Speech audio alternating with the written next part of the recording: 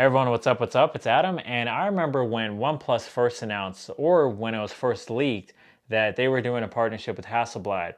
I was pretty skeptical and negative about it, I would say, mainly because the biggest issue with OnePlus has always been their software and processing of their photos with their cameras, more so than it ever has been with their hardware, in my opinion. Now, how do I feel about using this phone for a week, and if my opinion has changed now that I've been using the OnePlus 9 for that time? Well, I would say I'm only about halfway right. Only about halfway right. Now, right off the bat, one thing I think is really interesting is for their main camera and ultra wide, they're both Sony sensors and not Hasselblad sensors. A Sony IMX689 and a Sony IMX766. They are 48 megapixels for the main sensor, 50 for the ultra wide, and their aperture is 2.2 for the ultra wide and a 1.8 for the main sensor. Now, when it comes to their video quality, you can do 8K at 30 FPS, 4K at 30 and 60 FPS, of course 1080, super slow-mo, time-lapse. But one interesting thing too is the front camera is a Sony IMX471 sensor, 16 megapixels with an aperture of 2.4.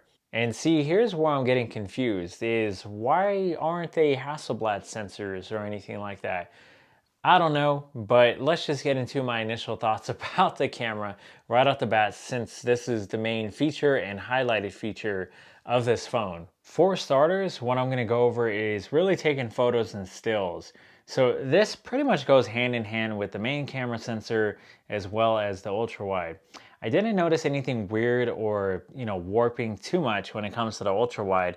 And when it comes to the main camera sensor, I feel like both of those perform really well with color accuracy and it being true to life, and also just with how it looks on your phone, the user interface of using it on the phone, the haptic feedback, the shutter sound, things like that. All of that is fun to use, and it really didn't make my eyes squint. It didn't make me feel like, oh man, this is a crappy camera at all. I didn't get any of that with my first impressions and in using it in the past week. And I would say when it comes to the photos, one thing that was actually frustrating me about this phone is although I don't think the photo quality, even though they did a partnership with Hasselblad, and despite all the megapixels and everything, it's not as good in overall detail and how I feel the photos and video looks when it comes to iPhones. However, the number one thing why I like OnePlus a lot, if I were to say a lot more than iPhones when it comes to their photo quality, is that OnePlus is more neutral and they don't have that weird watermark feature or signature with their photos like Apple and Samsung do, for example. Apple has more of a warmer, softer look to their photos, whereas Samsung has a cooler, sharper image detail to their photos. And I think that's what probably frustrates consumers the most is they're looking for something more true to life and they don't even know it. And in my opinion, because I didn't even know that, I really didn't know that OnePlus has the most neutral look to their photos out of any smartphone company that I've used, and that's really just between OnePlus, Samsung, and Apple. With the stills, the focus, when it loses focus, it doesn't know what to do. It freaks out. Sometimes I have to close the app and reopen it again and just kind of hope it just knows what it's doing from there on out. When it comes to the video quality I think is great. I think it's crisp. I think when the lighting works, and that's the main issue, when the lighting works, it looks good enough to vlog. I like the depth effect it kind of gives. Even if you're not doing portraits, I think it's good enough to hold from arm's length away if you are taking selfies or doing vlogging, even with the main camera. But the issue is it struggles so bad with lighting, especially when you're outdoors. That I like the video quality overall.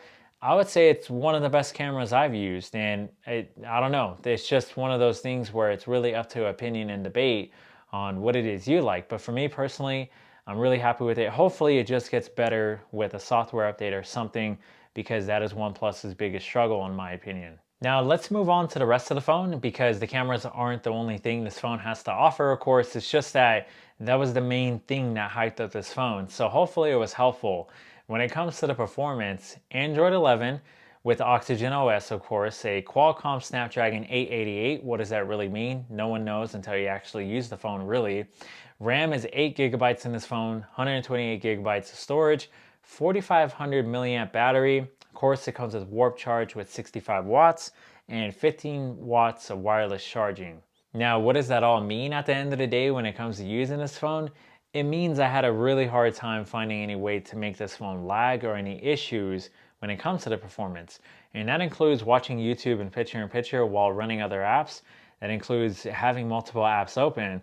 And also when it comes to gaming, with playing Call of Duty, that's my favorite game to play next to Lumosity and Duolingo, even though Duolingo is a Spanish app.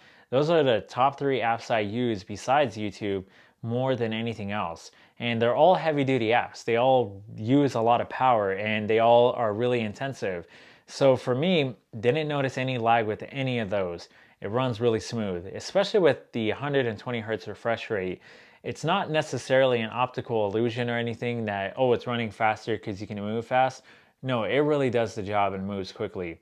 But there's one issue with one app, and that is TikTok. For some reason, when I record a video on this for YouTube Shorts or for playing it on uploading it to TikTok, I get a white screen every now and then when I upload a video, and that's natively in the app and when I upload a video separately.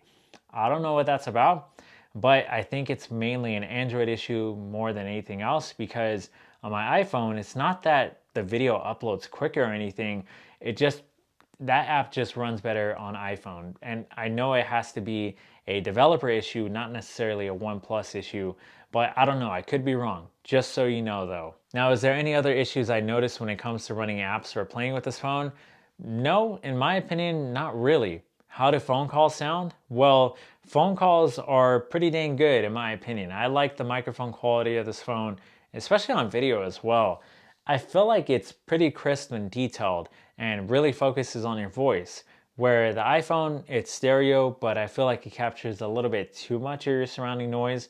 It will be one of those things where it's more so a time factor on how long this phone's gonna last, more than anything else that's really gonna test the value of it. I feel like OnePlus is just, I said this in the OnePlus 8T review, where my favorite reason for using this phone as an Android phone coming from iPhones predominantly is it feels like a great transition. It's very easy to move from iPhone to this Android phone, especially when it comes to using the gestures and just switching between apps and using your thumb predominantly for everything. That's what makes it easy to use the software of this phone. Now, kind of going back into the design of this phone, when it comes to how it looks and how it feels in the hand and the weight, I think it feels really good, and the bezels and just overall screen size, 6.5 inches, and how it feels in the hands altogether is really great even for one-handed use, which it's not the easiest, most one-handable phone I ever used, unlike my iPhone 12 mini I'm looking at over here. I still think for a pretty huge phone, it's one of my favorites I've seen, and yes, that's comparing it to other iPhones or, like the 12 Pro Max or the Samsung phones and this and that. Those feel ginormous compared to this, although it is a chunky boy still. This phone still is chunky. It's heavy enough, or the way it feels like you're buying a premium product, and it just isn't too much of a hassle. I definitely would rather carry this than an iPhone 12 Pro Max. It's not the most fingerprinty, even though this black sort of has like a purple tint to it. I know they call it Astro Black, but it sort of has like a bluish purple tint. It's not all the way black, and I actually kind of like that. It makes the phone look a little different. But yeah, fingerprints, in my opinion, when it comes to that glossy look, I always just put a case on this. And this sandstone case in particular is nice. Even people I know who love iPhone to death say they wish Apple came out with cases with this material. With the speaker system, it does have Dolby Atmos and dual speakers, and I would say it gets just as loud, if not maybe a little bit louder than my iPhone 12, and that's almost the same size as this phone. It's a little bit smaller, but I would say Apple probably has a little bit more richness in how it sounds. It sounds a little bit richer in its clarity. This phone has good clarity, has really great volume. When it comes to that in-display fingerprint sensor, I think it's in a great place. I don't really have any issues with it. It's kind of weird how they put it at the bottom right there though still, because I was getting used to it from the AT. It works, it's good. Now, some other things I definitely want to mention before I forget. One of those is the haptic feedback of the vibration motor in this phone. I feel like it's pretty good and really close to the king of haptics, and that's Apple iPhones, especially as of late.